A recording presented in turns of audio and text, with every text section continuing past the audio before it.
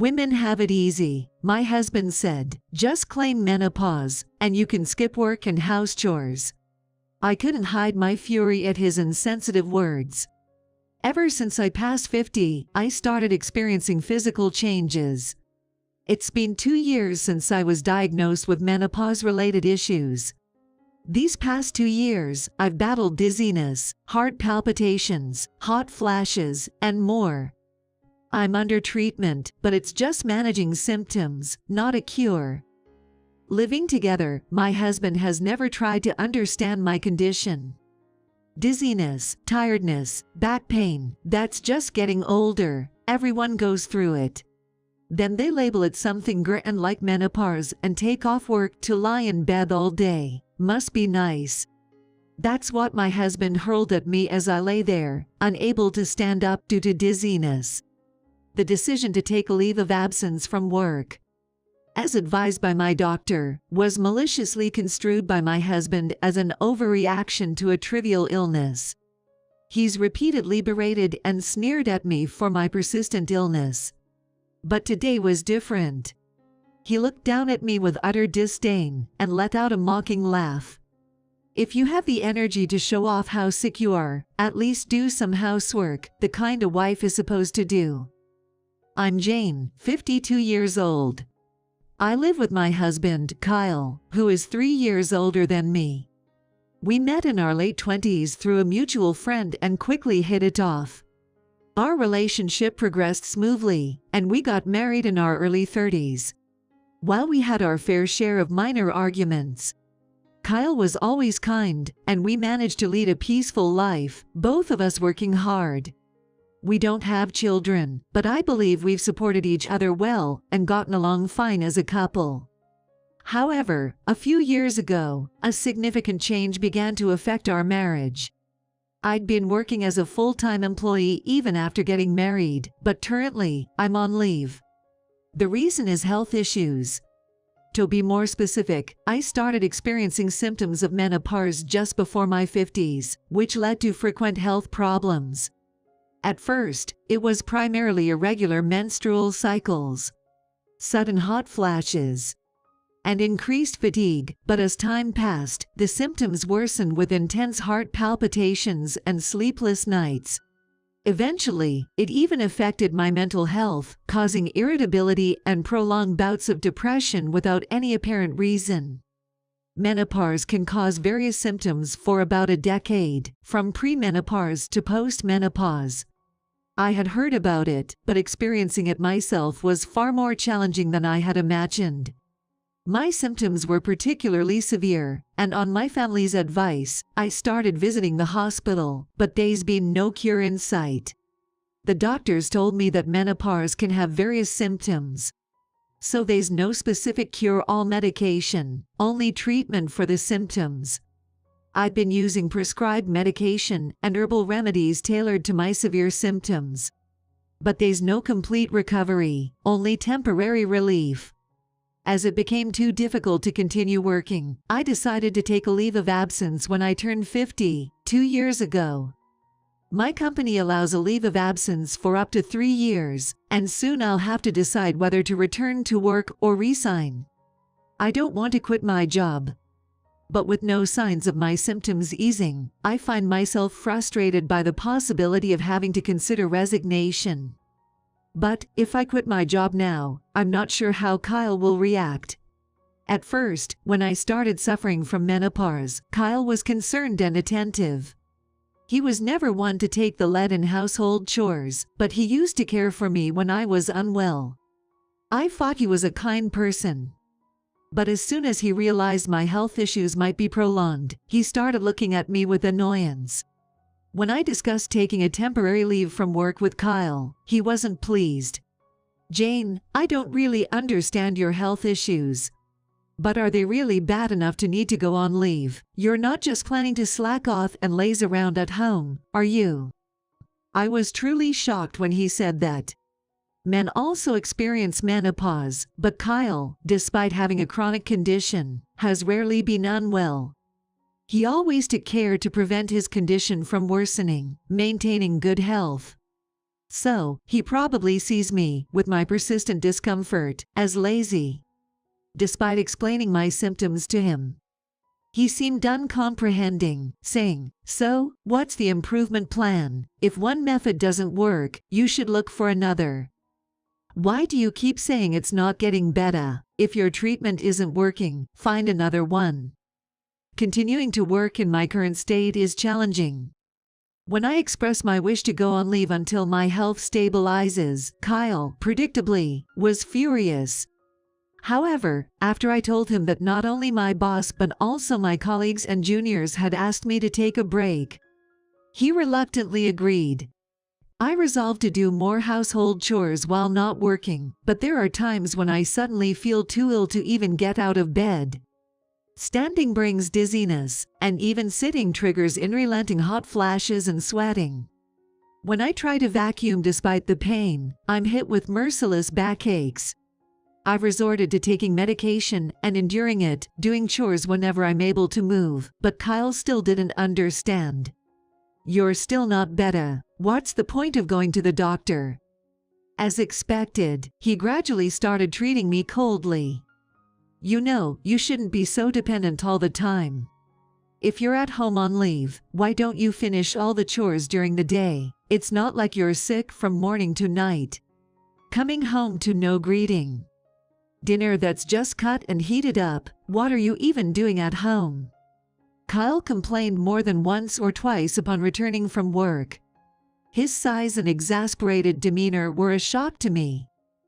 On weekends, when he's at home and I'm lying down because I feel unwell, he has yelled at me, "How long are you going to lie there? At least run the laundry." Kyle's sarcasm and complaints have been increasing day by day, with no words of comfort or concern. While his harsh attitude hurts me, I also find myself growing more anxious, wondering when my symptoms will end, if they ever will. Thankfully, my mother-in-law and sister-in-law, who live in the same town, understand my condition and often offer their advice. My mother-in-law is over 80, yet strong and lively, always speaking energetically.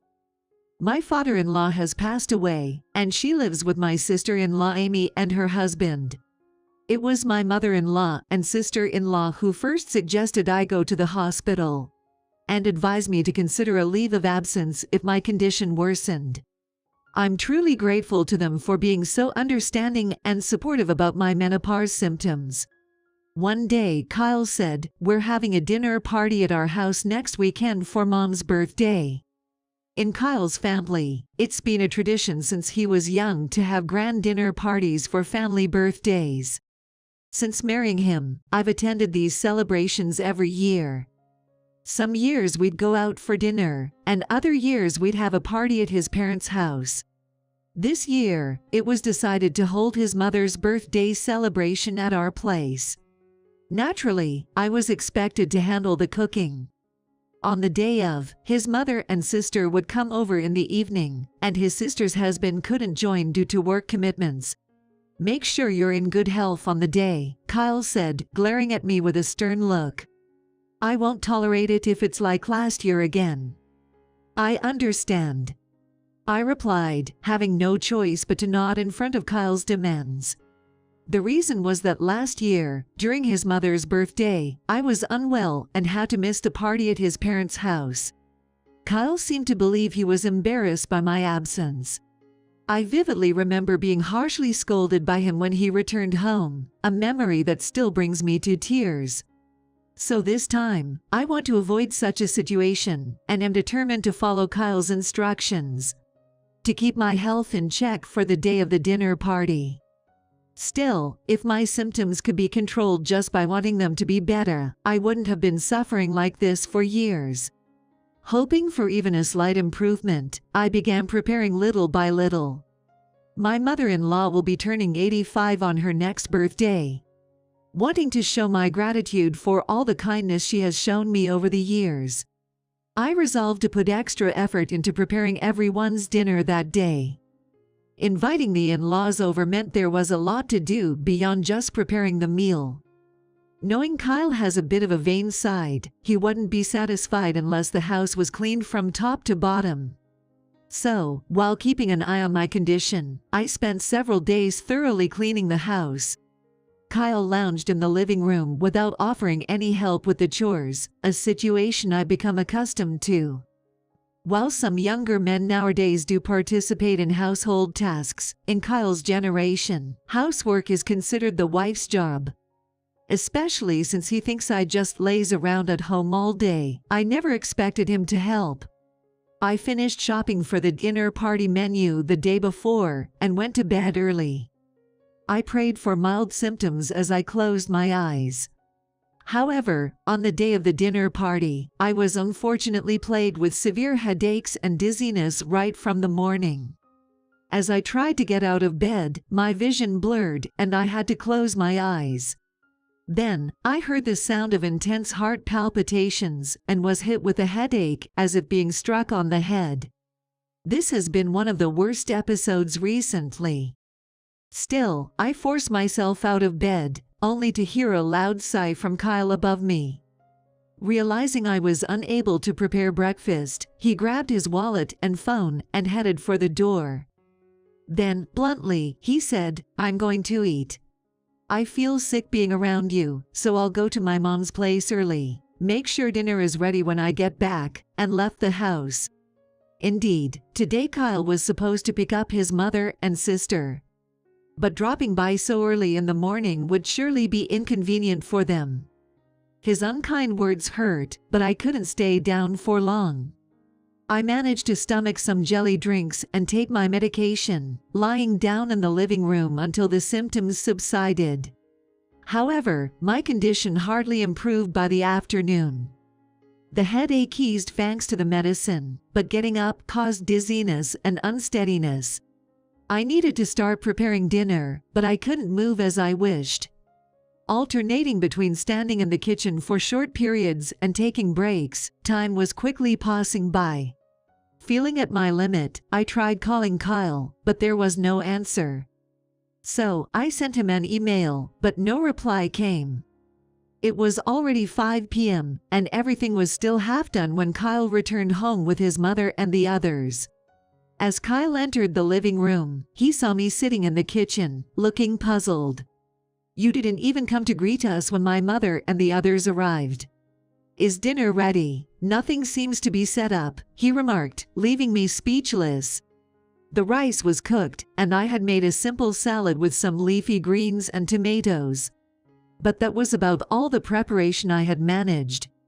Fearing another scolding, I felt my heart race and my breathing grow labored, but I decided to apologize and tell the truth. "Honey, I'm sorry.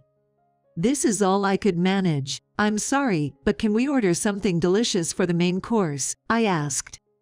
At that, Kyle's face turned red, and his demeanor changed entirely. "Don't make a fuss about being sick at a time like this.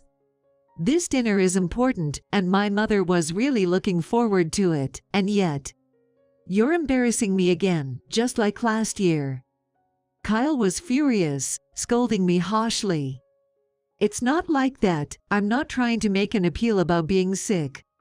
You are. It's pathetic that at your age, you can't manage your own health. You need to realize that your issues are a burden on us."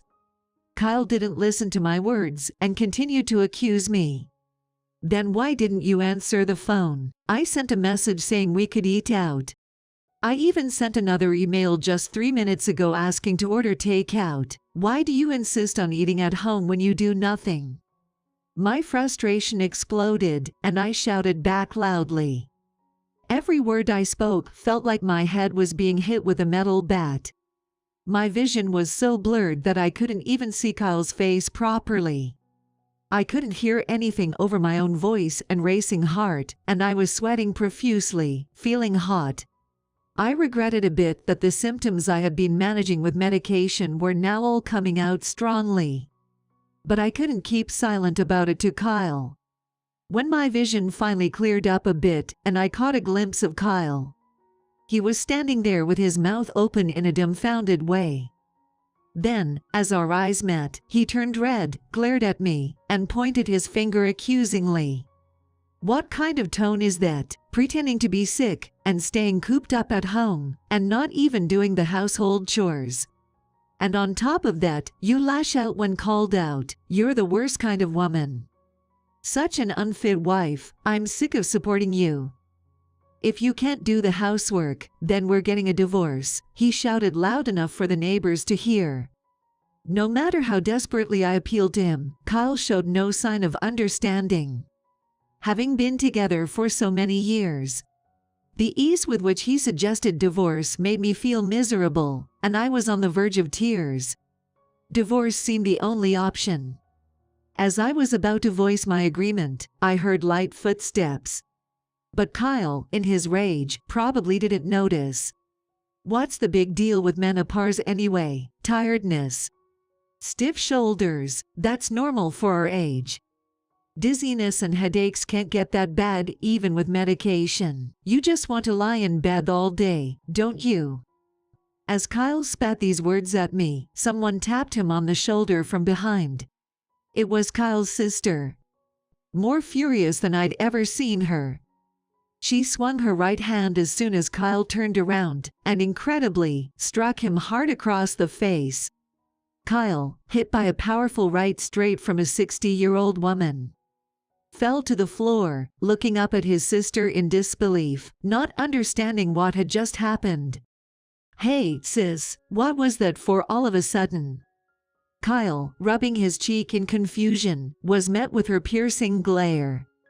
Then she shouted, "And what about you?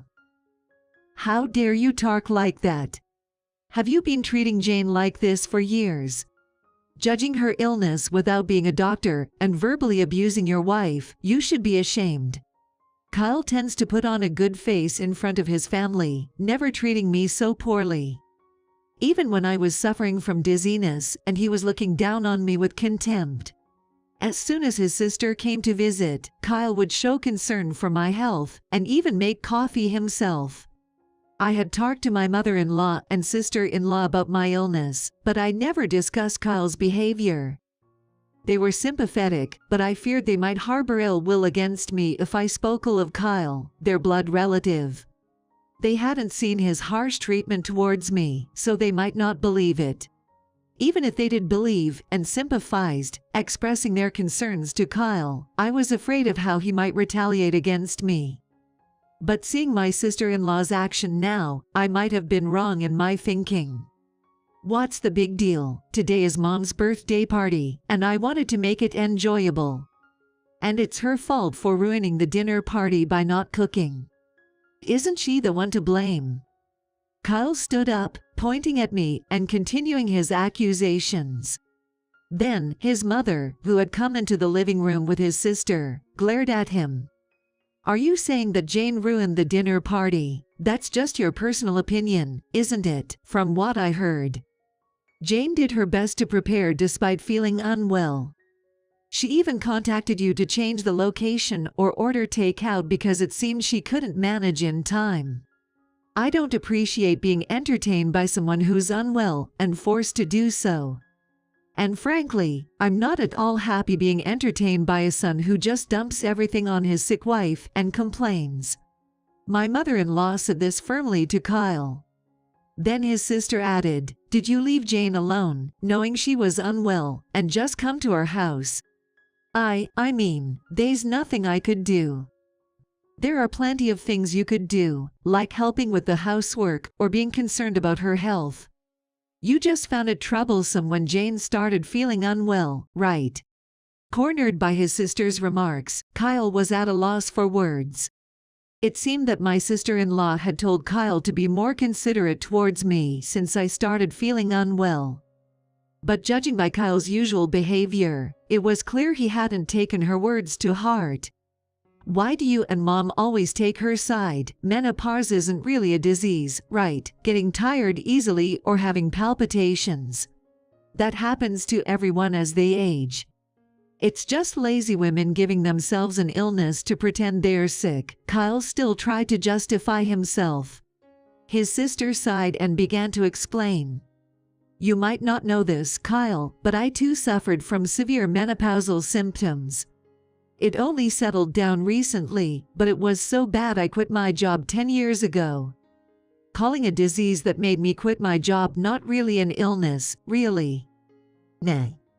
Hearing his sister's words, Kyle just stood there, dumbfounded.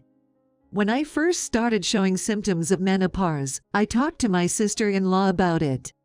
She told me that she experienced menopausal symptoms at the same age as me, and eventually had to quit her job after initially taking a temporary leave. She didn't want to quit, but she needed to prioritize her health.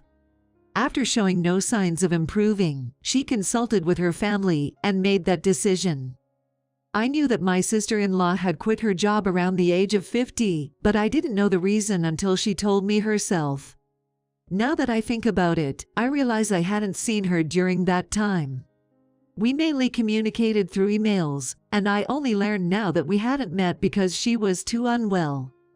It was really tough back then. I even thought it might never get better. But my husband, Jack, told me to quit my job and take the time to rest, she said. Jack is my sister-in-law's husband.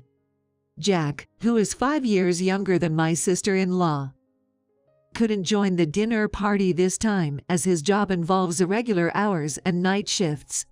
I don't see him often, but I remember him as a kind person who always shows concern for my health whenever we meet. His compassionate wife, my sister-in-law, pleaded earnestly with Kyle. Jane isn't your servant, you know. As a spouse, shouldn't you have more empathy and care for your partner? Sorry, sis, I knew you were unwell back then, but I didn't realize it was for that reason. Kyle responded somewhat defensively, but his sister's expression remained stern. Forget about me right now. Shouldn't you be apologizing to Jane instead of me? When Kyle's beloved sister speaks firmly to him like this, he basically can't go against her words. Eventually, he seemed to give in and bowed his head to me. I'm sorry, my sister's words have made me realize things. From now on, I'll try to help Jane more, so let's get along, he said, looking into my eyes with a sincere tone. I thought he finally understood and was about to forgive him when I heard, "Hold on a minute." It was my mother-in-law who intervened. She seemed tired from standing and, supported by my sister-in-law, approached and sat next to me on the sofa. Then, locking eyes with me, she said in a firm tone, "Jane, don't take Kyle's words at face value. You should get a divorce quickly." What do you mean? I asked in surprise. My mother-in-law then shared a past experience. Actually, I suffered from similar symptoms around your age. Back then, there wasn't a name for menopausal symptoms. From what you've told me, I think I probably had menopause too. I've mentioned this before, haven't I? I nodded slightly at her words. It seemed that when my mother-in-law was about my age, menopausal symptoms weren't widely recognized as a medical condition. There were no treatments available, and more importantly, it was hard to get understanding from those around her. My mother-in-law smiled wryly and then pointed at Kyle. Back then, Kyle was terrible to me when I was suffering. It was around the time before he married you, I think. He was still living at home. And he would say heartless things like, "Hurry up with the meal. How long are you planning to sleep? Stop pretending to be sick," and such. My mother-in-law recounted, her face pained as if reliving those moments. Is that true? I asked Kyle, wanting to believe in him, but he awkwardly turned his face away. His silence and lack of denial meant that everything his mother said was true. My mother-in-law looked down sadly. My late husband, your father-in-law, was so angry with Kyle's behavior back then that he hit him. And when your father-in-law scolded him harshly, Kyle said the same thing he's saying now. I've realized some things. Indeed, after that, Kyle stopped saying anything to me. That's because he soon married you and left the house. But Jane, you've been receiving terrible treatment from him, haven't you? It means Kyle hasn't changed at all over the years. Even after decades, he has no understanding of someone else's illness. She stated this matter-of-factly, asserting that Kyle's words were just excuses for the moment. No, wait, please believe me, I won't do it again. Kyle tried to interject, but his sister grabbed his arm to stop him. I saw it all back then. That's why I hit you earlier, just like Dad did. Remember, after Dad scolded you, you cried and apologized to Mom. You said you'd never do it again. That you had woken up, that you were wrong. But now, you're doing the same thing to Jane that you did to Mom. Expecting us to believe you after doing it twice is too much. It's impossible to believe. His sister reasoned as such, as Kyle bit his lip in frustration. As he fell silent, my mother-in-law grabbed my shoulders and said with a determined look, "That's why you must divorce Kyle and escape as soon as possible. Otherwise, you'll continue to suffer. Now is your chance, with me and my daughter here. Alone with him, he will never admit his faults. He might even get angry for embarrassing him in front of his parents." It was heartbreaking to hear a mother say this about her son. The thought of divorce at this age was daunting, but hearing my mother-in-law's words, I felt it was impossible to continue with Kyle. No matter how badly I was treated, I always believed that once my symptoms eased, we could return to living happily together as before.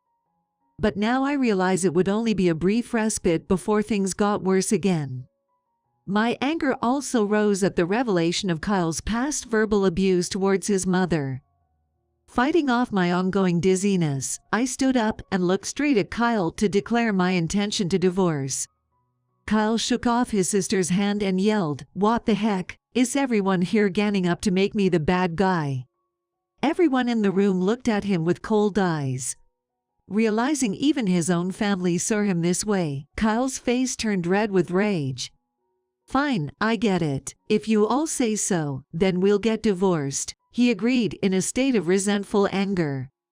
The dinner party was cancelled, and my mother-in-law went home while Kyle stayed at a hotel. Our divorce was finalized smoothly without any disputes over property division. Soon after separating from Kyle, I focused solely on recuperating alone. About half a year later, I received a call from Kyle, with whom I hadn't been in contact at all since the split. I had moved out of our house, rented an apartment, and was living alone while regularly visiting the hospital. Thankfully, my health had stabilized without the stress, but the call from Kyle gave me an uneasy feeling. When I answered the phone, my suspicion was confirmed. The call was filled with Kyle's utter selfishness.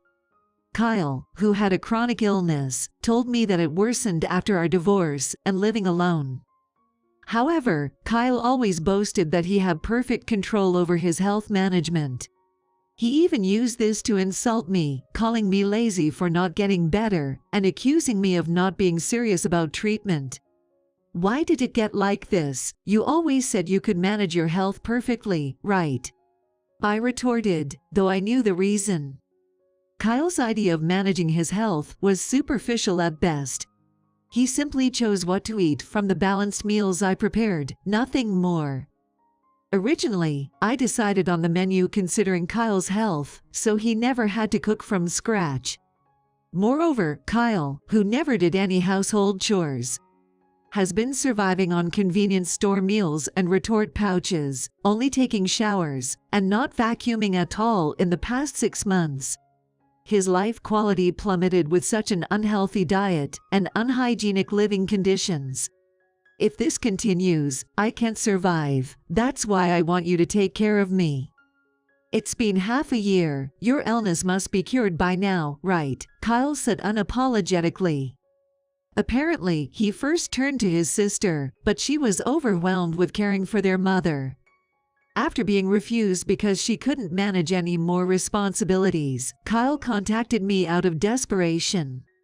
I wanted to refuse too, but he was my husband for many years, after all.